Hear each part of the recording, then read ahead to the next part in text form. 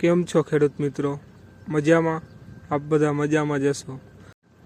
મારી યુટ્યુબ ચેનલમાં આપનું હાર્દિક સ્વાગત છે. આજે આપણે જાણીશું શિયાળુ પાકમાં કયા પાક કયા ટાઈમે કયા ટાઈમથી વાવવો જોઈએ.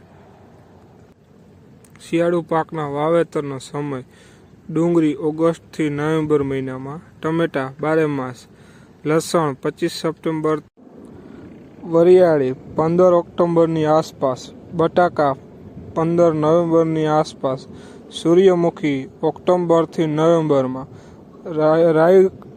રાયડો સપ્ટેમ્બરથી ઓક્ટોબર, પછી તમાકુ સપ્ટેમ્બરથી ઓક્ટોબરમાં રોપણીથી, પછી શેરડી ઓક્ટોબરથી નવેમ્બર, જીરું 10 નવેમ્બરથી 15 ડિસેમ્બર સુધી વવાય, ઘઉં 15 નવેમ્બરથી 25 ડિસેમ્બર સુધી વવાય, ચણા 5 ઓક્ટોબરથી 15 નવેમ્બર અને ધાણા 25 ઓક્ટોબરથી 15 નવેમ્બર.